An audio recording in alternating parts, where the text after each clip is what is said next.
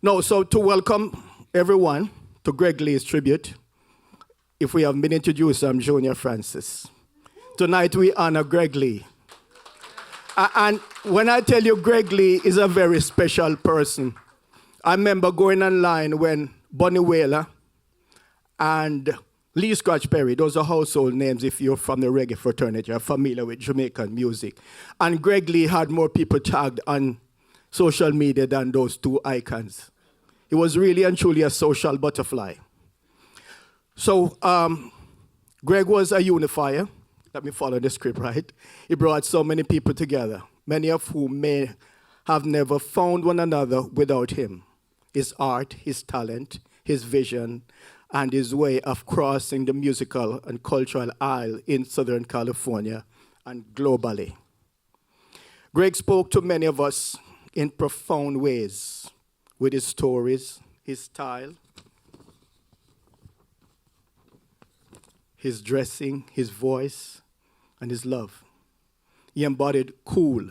And when we say cool, we're talking about man like the autonomous music-making machine, Gregory Isaacs. He was just as cool. He embodied humanity and humbleness, like the crown prince of reggae, Dennis Emmanuel Brown. Real and truly humble.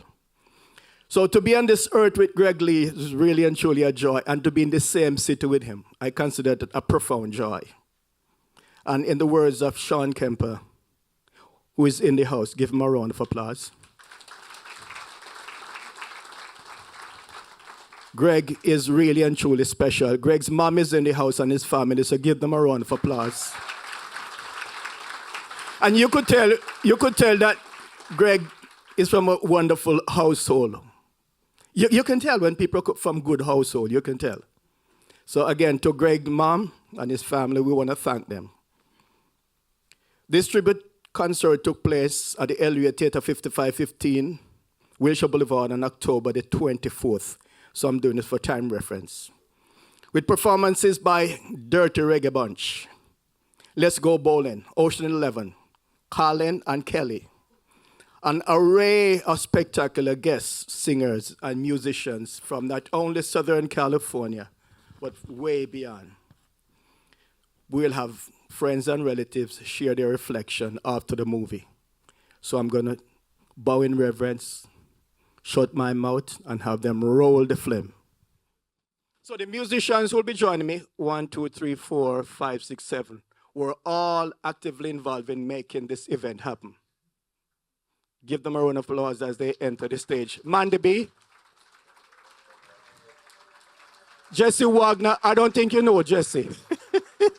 And you know, actually, I have to stand for this. I had absolutely no idea that Jesse Wagner was such a wonderful singer.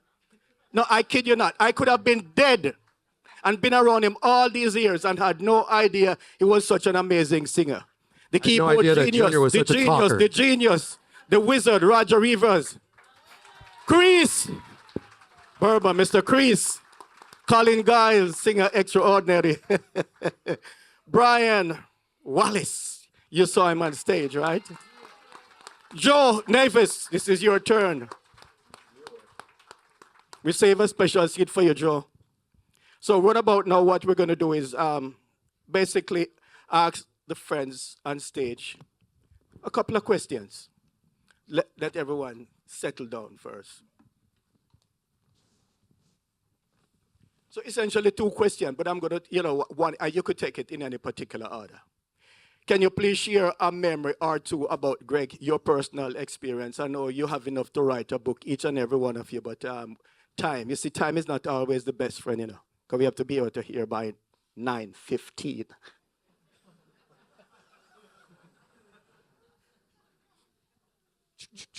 Is it on? Yeah. Yes, man. Yeah. When I first met Greg, I had an old school ska band, one of my first ska bands. The name of the band was Scapateo, so like Tapateo and ska. And I remember we were like so stoked because Hepcat played the Glass House, and there was like an after party across the street, and I mean they were just heroes. They still are. I mean I trip out that I get to call them friends and homies because they're amazing. But so the after party was across the street, and Greg was the first guy from the band that I like could go up and say, hey, like, dude, I love you. And because the rest of the guys were jerks. But I remember it's one of those moments that gets totally like just ingrained in your head. I remember like it was across the street from the Glass House right there, talking to him for a little bit. He took the time, just to chat and do whatever. Fast forward years from then, I think you guys played Claremont, one of the colleges over there. Again, my band Scott Bathia was trying to slang like a demo tape. And I remember Greg, I don't know why, like he was the only one that like, stuck around or whatever. So I went and me and my buddy, we ran up to him and he had like a burrito in his hand. So I know he was like ready to eat because it was like one of those tinfoil burritos that, and it's like we didn't care, we were like going to soak up 20 minutes of his time while the burrito gets cold. But see, Greg stood there, he talked to us, it was like, and then years later, I brought the stories up to him and he remembered the Claremont one. Probably because the burrito was cold by the time he ate it, but yeah. So, I mean, just Greg's an amazing human being. Yeah, always will be a hero of mine and the Agrolites, for sure. In no particular order. Thanks, sir. Yes, man, go ahead. Okay. Can you hear me? All right. So I just want to say before I tell my little Greg story, that was a rad send-off. I mean, could it get better than that? That was sick. So I'm sure everyone in this room has like a moment or a memory of Greg, and here's mine. So I'm on the stage. I'm going to tell it. Here we go. So there was a show, and I was in line to go to the show, and the Selecter was playing that night. And I'm going to make this fast. So fast forward, like, past the first couple of bands, Selecter's already playing, okay? And I am, like, in the zone, right? Selecter's playing. I'm, like, just closing my eyes, getting bounced around like a ping pong ball.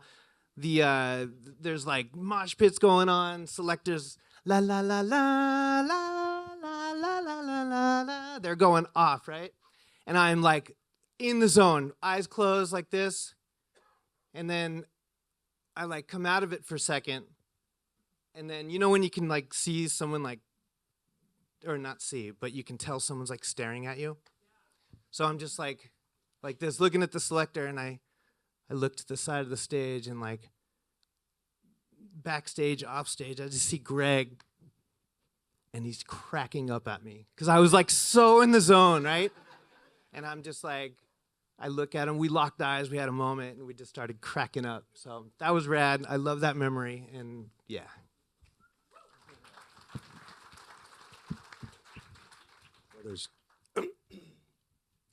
There's too many memories. Pick one, Rasta. Yeah, I know. Greg was like a big brother to me, and I'm sure a lot of you out there. The guy knew way more people than probably everybody in this room that knows people.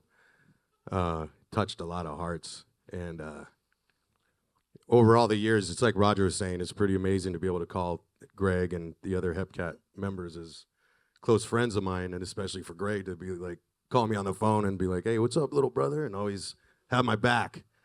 He would we'd call him Greg Hand-Me-Downs. I was hand-me-down Greg. He'd always give me his old wardrobe, old clothes, and they'd always be perfect.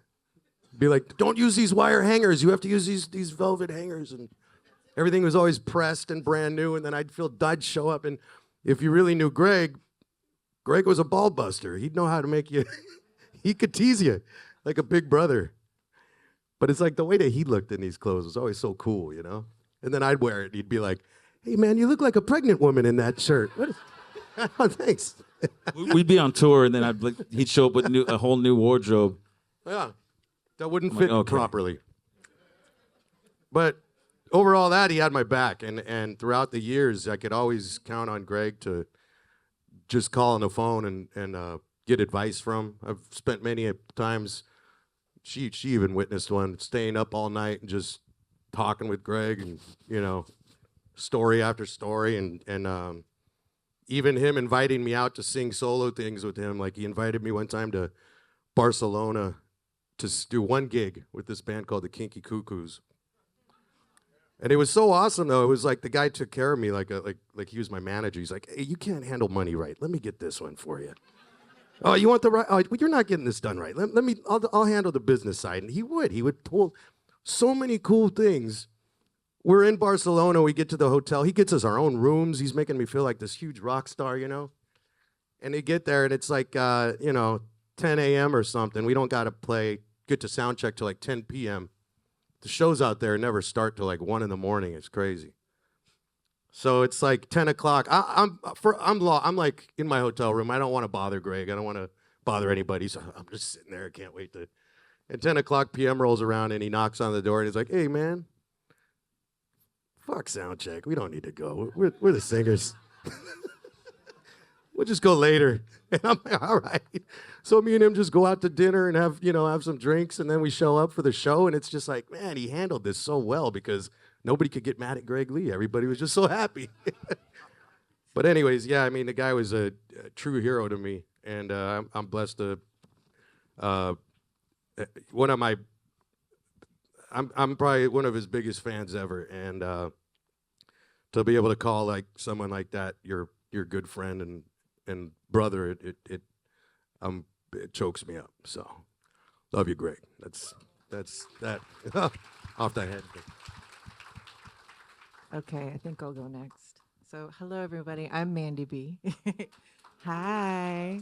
And I don't want to assume that everybody knows who I am, but just in case, I'm Greg's partner, and we recently had a baby 4.5 months ago, little Amelia. Yep.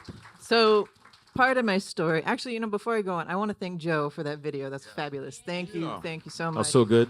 Thank you, Junior, for hosting everything, and Eric too. So part of my story with Greg actually starts a very long time ago. So Greg and I are 15 years apart in age. So when I first heard Hepcat, I was about 14 or 15. And I had the push and shove promotional poster in my bedroom as a teenager, not knowing, it's like, okay, Greg Lee is a part of a band, like the entity that is Hepcat. And I'm just a girl. I'm just a fan. I've always been in the ska scene. I love it. Love this music. And so that's kind of how it started. Always listen to Hepcat for years and years and years. Went to all the shows. And fast forward many, many years later. So that was like in 2000. 2017, my band, The Moan, where's Karina? We're playing at a show in Los Angeles at, what was that place called? The Resident or something? Some daytime show. It was fun. So we finished our set. And for the first time in my entire life, I actually shake hands with Greg Lee. And I'm like, before that, he's just Greg in Hepcat. Like, there's a separation, right? I'm like, whatever. He approaches me. He's like, that was a great gig. You guys sound great, blah, blah, blah, right? He's complimenting me. I'm like, thanks. And I'm just standing there like, thanks, man, right? And he looks at me and he's like, okay. And he walks away.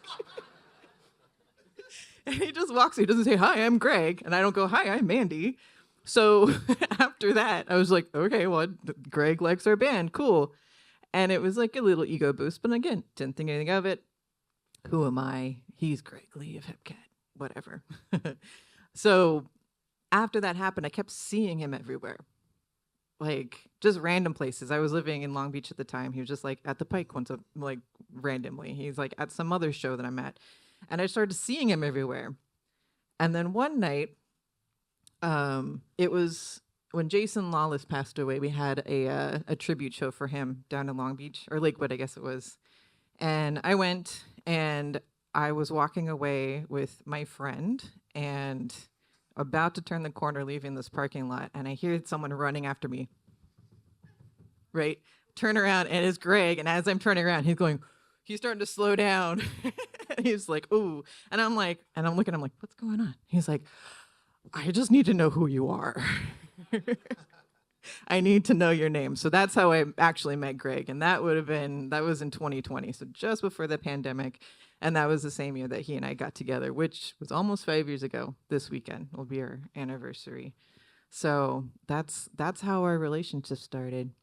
And that's really, I have so many stories I want to share. I can imagine. We got to go. I know. But the last thing I want to say is that, hearing stories from Jesse, and a lot of other people, and like how happy Greg made his friends and fans, even people that he didn't know, made me love him like even more. Like this is such a good person that touched so many people.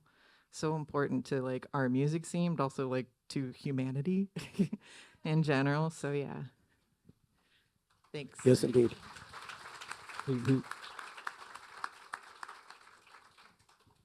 I don't think there's much I could say about Greg that's not really covered. I actually want to take a real sincere moment. Eric Kohler, Junior Francis, these guys, they put in a lot of work and got nothing but love for this music and this genre. They asked for no credit.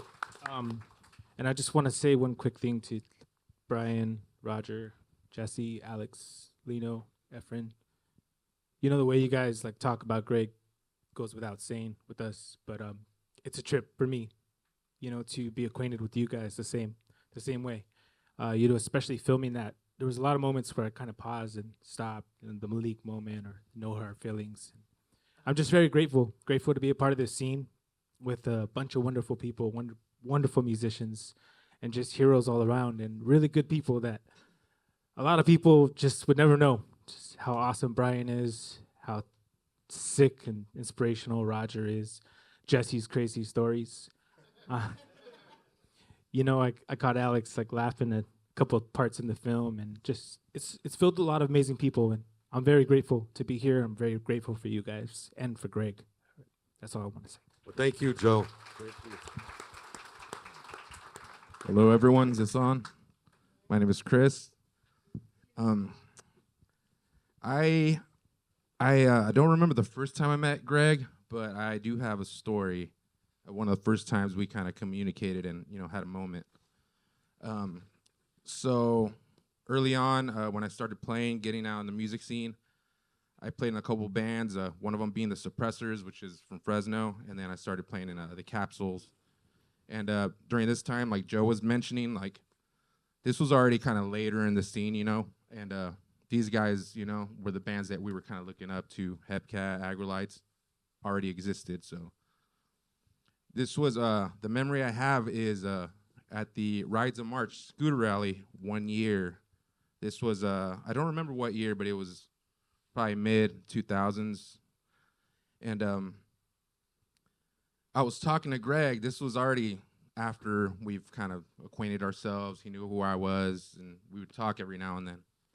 And so I was kind of just giving him props and talking to him and telling him how much, you know, Hepcat has meant to me, how much everyone in the scene, you know, how everyone formed the way I play now, and, you know. And what I remember, I don't remember exactly how he said it, but he was giving me feedback, and he said something along the words of, well, let me backtrack a little bit. So I was kind of telling him that I was, you know, it was kind of, I can't believe that I get to play with a lot of, because at this time we've backed Greg already a couple times with the Capsules, and Jesse too, and so yeah, I was telling him how much they meant to me and how much I looked up to them, and then at that time he kind of gave me a sincere comment and said, you know, who better than to have someone who's been all about it and who's supported the scene for so long, you know? And that to me was kind of like a stamp of approval. Like, so that moment, you know, was kind of like meant a lot to me. So thank you guys, and, you know, big thanks to everyone in Hepcat and, you know, Agrolites, everybody who's paved the way for musicians like me and Joe, and, you know, that we're able to start our own bands. So there's my little Wonderful, story. wonderful. I mean, I think the thing that drew us all towards Greg is this guy was the definition of cool. Yeah. I mean, the coolest looking dude, the coolest dressing guy, the coolest musician. But there's something about him too that I think we all share, is that we're all kind of outcasts, right? We have this, we're into this super niche kind of music, and you know, you kind of have to explain it to people like weather people on TV. What is ska? What is that? you play that ska music? Okay. You know, and so it's not like No Doubt or something, but Hepcat was up to that level. And the other thing that drew me to Greg too was we both share the Outcast thing, but we also share this thing where we're musicians, but we're also artists as far as like visual art goes. And Greg had this whole other life that he lived as in the art industry, working at museums and doing all that. And a couple weeks before he passed away, in fact, a couple months, he brought me in because I'm an artist too. He brought me into his gallery in Santa Monica, Bloom Gallery, and that was really cool to see, like, the same guy, like, with the same star power in a totally different, industry. Like, people, like, the same thing that we have, like, oh my God, it's Greg Lee, But in the art world, all these kind of art snobs, walking around, paying lots of money, and then they're like, oh shit, Greg Lee, And it was so cool to see the artists like working with him, like trusting him with his work, like he would put basically stage the paintings in the gallery. And what a cool thing that, he had these same relationships, but it was this totally different side. And yeah, just wanted to say that. Wonderful. To mention, if you didn't know that about Greg, that's what he was about. Before I roll the next question, if you have to leave before they pull the curtain down, I just want to remind you that there are 2 posters for sale downstairs in the gift shop. I know some of you have very deep pockets. You might want to get one for yourself and one for your friends and your relatives. You might also get one for the museum and the library in your neighborhood. I just want to point it out before I roll the next question. Again, get one of the posters. The money will be going towards the museum. They're giving the space free, this elegant and upscale place. We can come here and, talk to you about ska, which is still considered underground. So we must express our appreciation to the museum. They get some of the money, and some will go towards Greg's foundation. So having said that and gotten that out of the way, after watching the concert footage, was there anything that surprised you or stood out most during the night? I was thinking about the notes in my head the whole time. We're talking about. I thought it came out great, Joe. Yeah, I did too. I almost cried throughout the whole thing. But My favorite part was when the guys from Hepcat came on stage, because Lino was going to do one song, he ended up doing the whole set. I told him no, and he said yes, and I said no, he said yes, and he won. But yeah, seeing Destin, Alex. I liked Alex's Jarvis backswing. up there. That was good. Just seeing so many supporters and so many musicians like Karina and Matt from Flogging Molly, and like all of us just coming together to make this super big, important event. That just really stood out to me, that everyone just took the time to make it there and make it special. Yeah, it's like we got like the UK punk scene. They had Joe Strummer, right? But the LA ska scene, we had Greg Lee, and we still have Greg Lee. And it's honest. I mean, you just, like I always say in a post, the Superman of ska, dude. But it's true. It's like, it doesn't get much better than that. And to have that guy be the front man of the scene for our LA community in ska, forget about it. That's the best. It doesn't get better than Greg Lee, man. He's there forever. Yeah. So. Fathers may try. I was gonna say, when they came out with Dance Craze, the whole two-tone, all the different bands. That's what I was thinking of. I'm like, you have all these musicians from the LA ska scene, but throughout the years, that's what I'm thinking of. This is gonna be like a big deal once you get it out there to like more people. There's gonna be so many ska nerds around the world that want to watch it. Like a modern day Dance Craze. A little bit, not quite the same, but an important show, I think. The other thing, when you guys were singing the Avid Brothers song, what's that called? No hard feelings. Yeah, I cried. Gotta admit.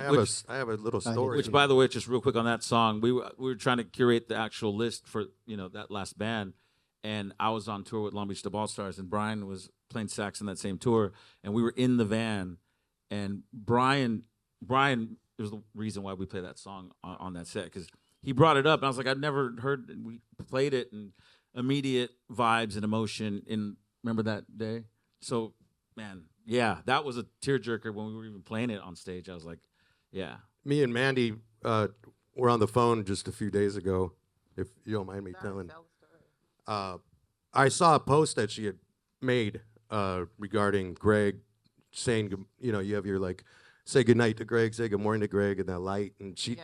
There's a light in my house that flickers, and it's on purpose. So and you said it happens a lot, like it's a normal thing. When I read that, I got chills because the first off, it was very mixed emotions. We were all happy to be together. We were all happy to play happy music, but it was also a very sad overtone kind of vibe. And thanks to Brian and Roger for really honing in and putting the set list together and getting the people together to perform. It was a hard choice to pick these songs, because it was like, okay, we don't want to do too much Hepcat. We want to do something that we think Greg would like. And some of us were like, Greg wouldn't like that. Why are we doing this song? It just turned into one of those kind of, you know, and like I said, me and Roger, none of us knew this Abbott brother. I never even heard of the Abbott brothers. Forgive me if I'm that ignorant. But when I heard that song, I thought it was a beautiful tune. And, but yeah, it was, would Greg like this? You know, that was in your head, or our heads. And that first night at rehearsal, when we got to that song, there's this big emotional build up and then breakdown. And right when that happened in the rehearsal room, the lights went from dim to, I'm talking like a movie, extremely bright, to where it almost seemed like the bulbs were going to explode. And we're all looking at each other, but we're trying to act like, you know, nobody really wants to, hey, that's great. You know, like it was just one of those. We're like, looking for reasons, right? We're like, But, yeah, well- are they trying to tell us to get out of the practice room? Or, That's what we have like thought. 2 hours left. Well, so- after the song's over with, I go, Roger, is the guy trying to tell us to get out of the room? You know, is that like he's like, no, dude, we got like 2 hours left, and the light switches are right there on the wall. There's no light switches on the outside of the room. So I'm driving home trying to be Mr. Electrician, thinking to myself like, oh, maybe it's the frequencies of the bass amp mixing with this and blah blah blah and all these you know. And what clarified it was the very next night we got to the exact same song, and around the exact same time of that song, the exact same thing happened, and these lights For real. And I'm talking not just like the lights went boop, boop. No, like the lights went up with the music. As almost we had a lighting guy in the room, to where it felt, and it looked like these bulbs were going to explode. And you guys can vouch for it. It's not a made up story, but when I read your thing, and I've heard you talk about the lights before, but man, that just made me feel a million times more confident that, you know, Greg's there looking down on us. And God, I miss the guy, man. I know we all do, but man, I really, really miss Greg. And having a moment like that just felt like he was right there, and I got to say hi one more time. So Yes, indeed, sir. He's here now. Greg, Yes. where you at? Flicker the lights. Yeah, that was the last question. I tell you, boy, time is so unfair. So we're gonna make this a part 2. That means I have to evict you guys off the stage. Unfortunately, roster. and A new- regrettably. Yeah. What about now to call up Alex? I don't think you know Alex from Hepcat. Lino from Hepcat. Ephraim from Hepcat. Greg Norvis from Hep. Do you know these guys? And you're not even clapping for them? Don't wait until they're dead, you send them flowers. Yeah, man. Bring them. Say them name by first name. Address them by first name. Why put in the two black men together? All right. It's the hat. Oh man.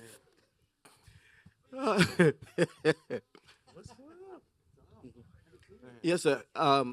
Can you share some memories about Greg, sir? I know this is going to take a lifetime, but you know the clock Well, is the saying, year was 1980. You only have 10 minutes. You know what? I want to share my last time hanging out with Greg. It was maybe like a week and a half before he passed. So, you know, Greg and I, like I said, we've known each other since we were 18, 19. And we loved Ralph Bakshi movies. We love animation. Street Fight, all these movies. And turns out they were playing Street Fight, otherwise known as Coonskin, right down the street from my house on a big screen, which we had never seen on a big screen together. So it was one of those, yo, Greg, it's playing. You want to go? He's like, bet, let's go.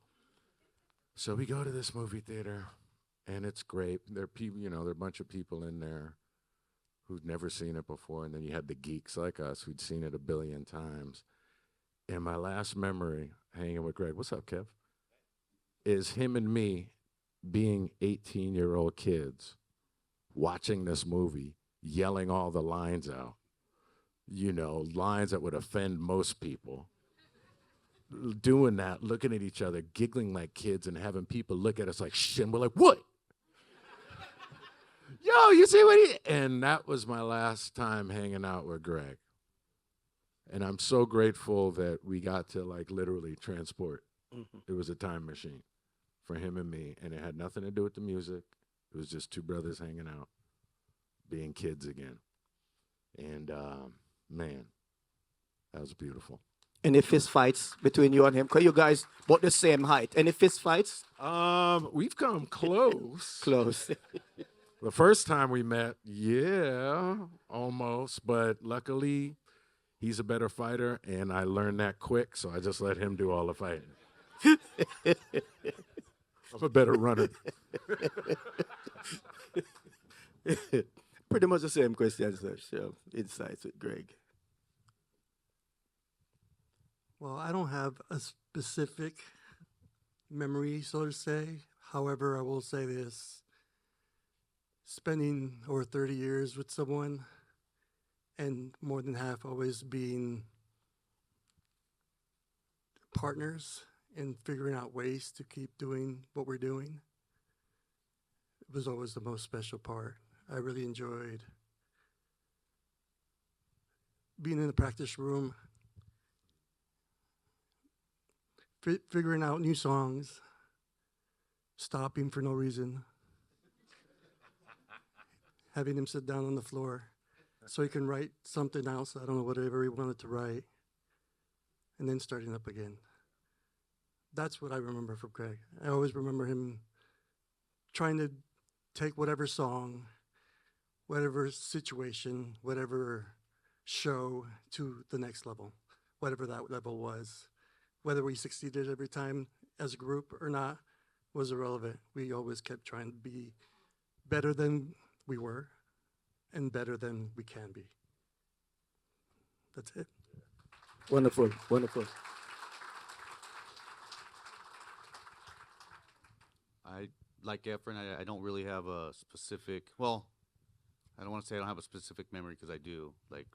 Later on, but initially, I think my best memories are when we were kids. It's we became friends. I was probably 15 and he was 16.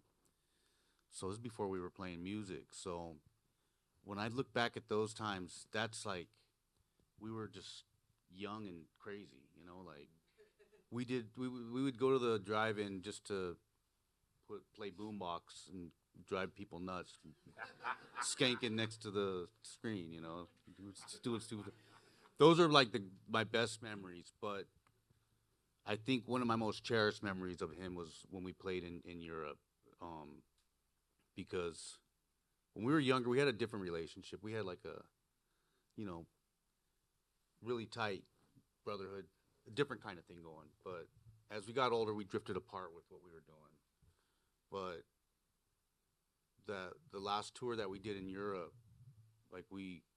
me and him were washing our clothes in Amsterdam, and we had a really big talk, a heart-to-heart talk as fathers. And I don't know, I think we formed another bond at that time. That after that, we would talk fatherly stuff all the time.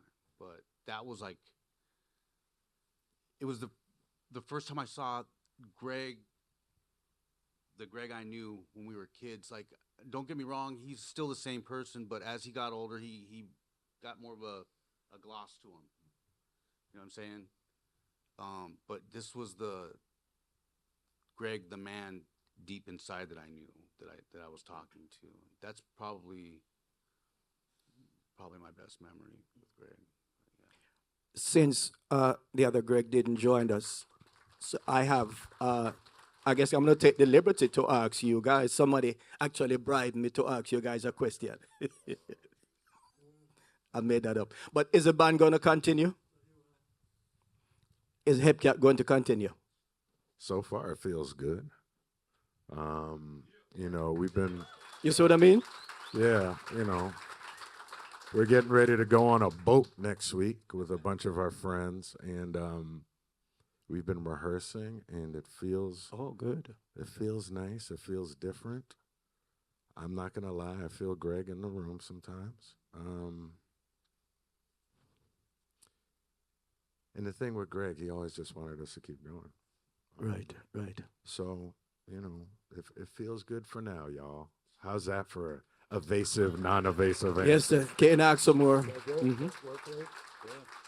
So I think we have like 5 minutes. So I'm going to take the liberty to open up the microphone to. You have 5 minutes, right?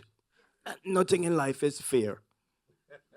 Absolutely nothing. We have 5 minutes. So I'm going to take 1 or 2 questions from the audience.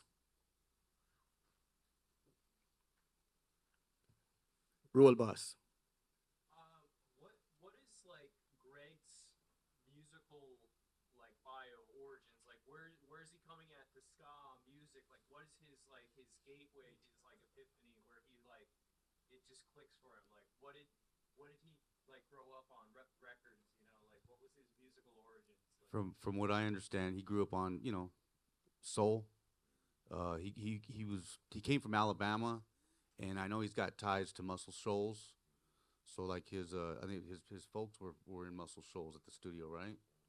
So he grew up with that music. I mean, as most of us did in the '70s, grew up with that music. But I think when I met him, he was really into Fishbone. He was like big. He had the Fishbone haircut. He used to wear a jean jacket with a big patch on the back that said "Legalize It." But I think like the whole like Jamaican ska thing, I think we were doing the like two-tone second wave thing, and it's someone that wasn't being done, but we loved the music, you know. So we said, hey, let's give it a try. Also, the thing with Greg, he listened to so much. Yeah. He listened to so many, like, you know, he lived in Costa Rica for a while. So he was in Costa Rica listening to the reggae and ska, but then that opened his ears to all sorts of different rhythms. So he started DJing out there, and he'd like send me stuff. And I'm like, what the hell is this stuff? So he was into like African music, you know. He was into crazy dub stuff as well. You know, I think about when we were starting. Like cocktail lounge music too. Lounge music, Yeah. the bossa, samba, all about that. And like, you know, we were also, you know, like lyrically, like Greg has always been a poet. Like, remember when we met, he was like, yeah, I like to write poems. I'm like, damn, that's stupid. You know? But you know what? The proof is in the pudding, because that cat's been writing poems as long as I've known him. Then he learned how to incorporate that into music. Like, I know, you know, we'd listen to like Lieber and Stoller and like think about how crazy all those like Coasters songs and all that cool old school R&B stuff was. And that's where he'd like listen and soak all that. And let me tell you guys this thing about Greg. Greg was a guy, a perfectionist when it comes to writing songs. Like, I'm talking down to the word. And this cat, like, he'd be like, yeah, I was driving my car. I had to pull over and take out my pad.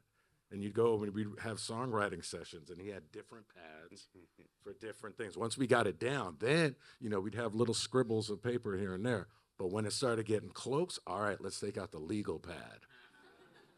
You know, and so this cat, I mean, he was that guy. Everything was precious to him in his music as well as his life, you know. And so back to the question, because of that, his mind was so open to everything, you know, so you can't really pinpoint. Let me add something to that real quick. You guys remember that rehearsal? He basically told us, he said, I'm a punk rock singer. Yeah. You know? Yeah, no, for real. Like, you know, you might look at him as like a crooner or like, nah, he very much carried himself like that, and that's how he saw himself. Yeah. Like, if we were playing a punk festival, he was in his element. He cut his teeth getting shit thrown at him on the Warped Tour and Rancid Tour. So yeah, he definitely felt in his element in that situation.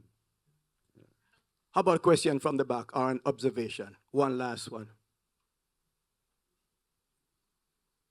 Cat took your tongue. All right. Well, have we reached our destination? Eric? Grammy Museum? How is the time? How are we doing on time? We're good. All right. And I want to say thank you, Junior, and thank you, Eric, for Thanks, putting this everyone. together. Yeah. Thank you, Joe. Seriously. Thank you, guys. Thank you guys so much. And to all my friends in the audience, who are too numerous Thank to you all for mention, coming. want to really and truly thank each and every one of you for supporting. And I mean that from my heart, because I've seen this place half empty. I said that earlier, right? So I'm thanking you individually and collectively, and arrive at your destination, your respective destinations safely. Whenever we have event again, you will be there, and you will know. So follow us on social media. Thank you, Junior. Thank you, everybody.